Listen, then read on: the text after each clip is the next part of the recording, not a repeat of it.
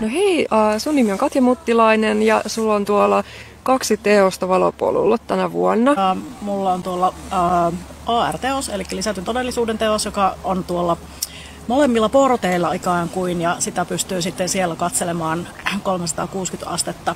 Ja sitten mulla on tuolla tuollaisia hehkuvia lyhtyjä, eli lyhtykoisokasveista ideoituja sellaisia hehkuvia siemeniä.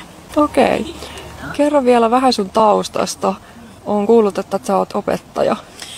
Kyllä, mä oon siis valaistuksen opettaja, valosuunnittelun opettaja, ja tällä hetkellä opetan tuolla Savonian ammattikorkeakoulussa.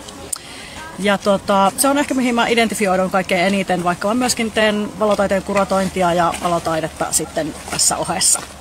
Okei.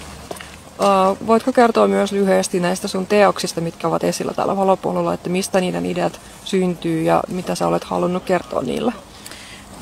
Tämä lisätyn todellisuuden teos liittyy tähän teemaan, eli maapallon avaruusaluksena. Ja siinä olen vähän kanavoinut sellaista kirjaa kuin Linnunradan käsikirja liftareille. Eli siellä kun klikkailee maapalloa, niin siinä ympärille avautuu avaruus. Ja avaruudessa näkyy sitten muun muassa elämän tarkoitus. Ja sitä lähtee sitten etsimään sieltä, ketkä on lukenut sen kirjan, niin varmasti sen sieltä löytyvät. Okei.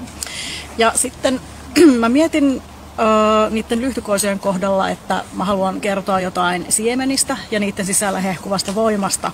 Niin se on aika sellainen itseään selittävä teos, missä siemenkodat ovat oikein makean näköisiä ja ne muistuttaa lyhtykoisoja. Nämä on rakennettu kierrätyspaperista, eli tässä on otettu myös tällainen ekologinen lähtökohta nyt sitten niihin siemenkotiin. Okei, tosi mielenkiintoista. Kiitos paljon kun vastasit tähän ja oikein mukavaa iltaa sulle. Kiitos samoin. Kiitos haastattelusta.